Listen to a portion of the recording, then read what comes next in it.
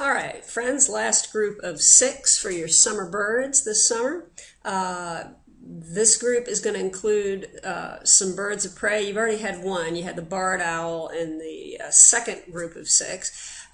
So we've got a few songbirds, one songbird at least, and we'll get started with that, and then we'll go into some more detail on birds of prey.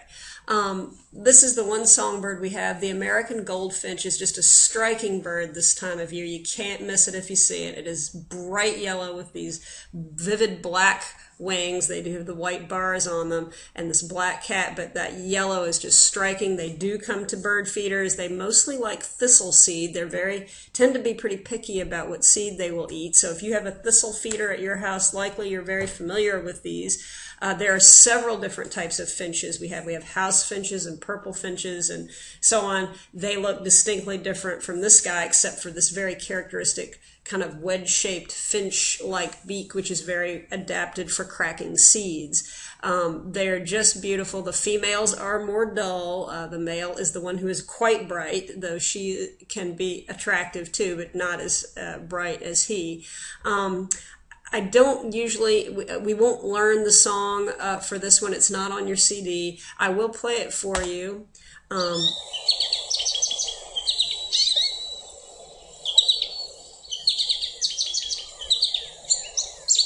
It's just a lot of high chatter. It can be melodic. They've got a lot of variation to their tone, but this is why I don't play it. I didn't make you learn it because we'll learn a house finch later, and they're all just these melodic, twittery sounds with nothing really to hang your hat on. And that little whine, that little ear, that's real typical like that of finches as well. So that just gives you a sense of what it sounds like, even though that's not what we will be focusing on for this. You just need to know how that looks. The next is our bird of prey. It's a red-tailed hawk, obviously named for its auburn rusty red tail. It is basically a brown back, but the overall appearance underneath is one of a light color. You can see some streaks in the breast, but it's a light color underneath. If it is soaring overhead, which is often how these birds are seen, they're usually not perched real pretty for you on a twig nearby. Usually we see them soaring.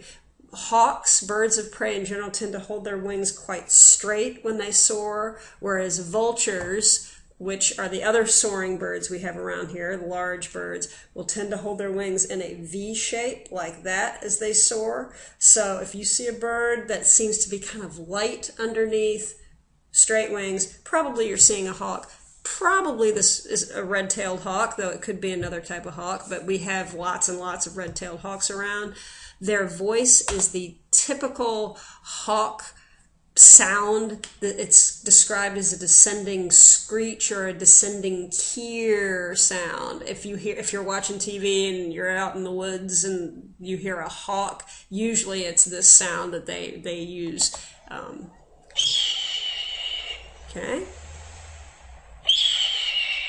Okay, this descending keer, very, very typical hawk, stereotypical hawk sound. Now, our next bird of prey is a red-shouldered hawk. We also have lots of these around here. They especially seem to do well in our suburban, heavily wooded suburban neighborhoods. Smoke tree, I know, kids always tell me they see these around their homes. I have one around in my neighborhood for sure. You can see that it's a little bit smaller than a red-tailed hawk. It is got the brown back, but where the red tail is more white on the breast, this is more auburn, more red. And of course you can see that the tail is distinctly striped. You don't see that red tail at all. The red-shouldered hawk is named for this appearance of the red along the shoulder area of the wing. And they have a very distinctive voice. Going to the next one. It's a much more whiny and persistent whiny voice. Red-shouldered hawk. Okay, that ee, and it will be over and over and over again.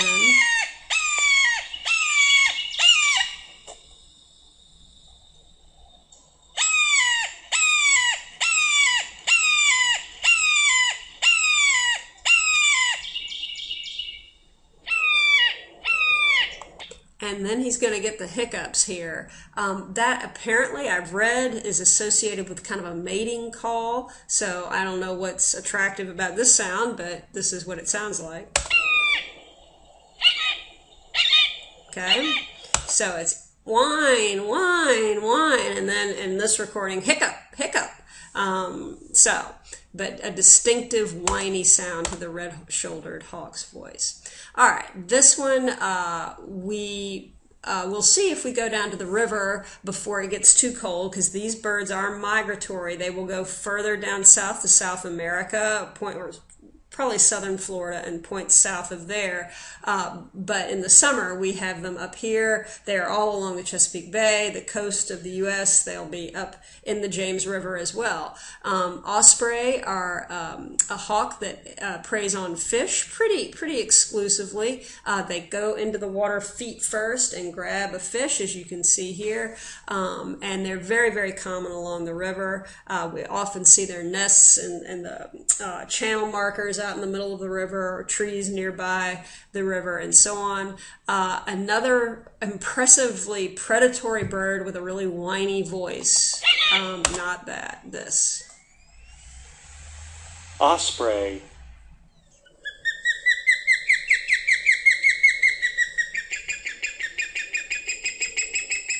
All right, P. That's it. That's his little whiny self, even though he is a very impressive bird of prey. The only thing you could possibly confuse him with is a bald eagle, and really there's no chance. They're a fair amount smaller. The bald eagle has an entirely white head, whereas this guy's got the dark stripe through his head. The bald eagle will have an entirely dark body, whereas this guy clearly has a white breast. So there's a lot of differences, but they do have in common the dark body and the light around the head area. Okay, so osprey near the water. Another water bird. Now this isn't really considered a bird of prey, though it certainly is a predatory bird, but it's considered a wading bird. Great blue herons make their living walking the shoreline on their very long legs, stalking things very slowly and carefully, and then taking that enormous beak and going down and grabbing a crab, a fish, a snake, a frog, whatever they can get.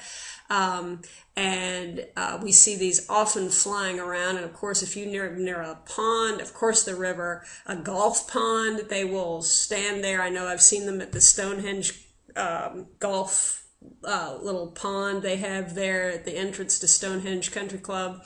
They are very common in our area. If you see one flying, it tends to hold its neck back. People call these cranes. They're not cranes. Cranes have a different way about them, and one of the different things about a crane is it will hold its neck out straight when it flies, but these guys pull their neck back, as you can see in this picture. Majestic bird, about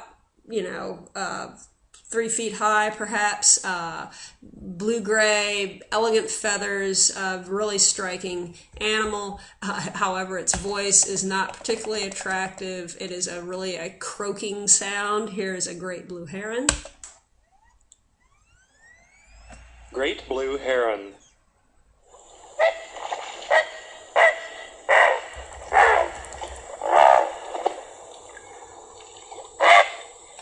Okay, so really just a big croaking noise, and hopefully you'll get to see some of these this summer, or we'll see some when we go out bird watching in the fall. All right, the American crow is our last bird. Easy bird, entirely black. It's crow. It's a fairly big bird, not as big as a big hawk, but much bigger than the nearest song type bird like a blue jay. It's bigger than that. Entirely black. We do have different kinds of crows, and we'll learn about at least one other different kind of crow we have in our area, but for now we're just going to stick with a fish crow. So it's a big, entirely black bird, extremely common, and of course it says it's crow. It says European caw. starling. No, sorry guys. American crow.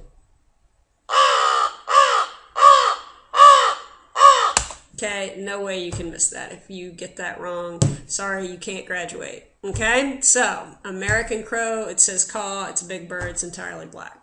All right, and that is your last group of 6. Take the quiz on the Kia website and take it till you get them all right. Easy grade, okay?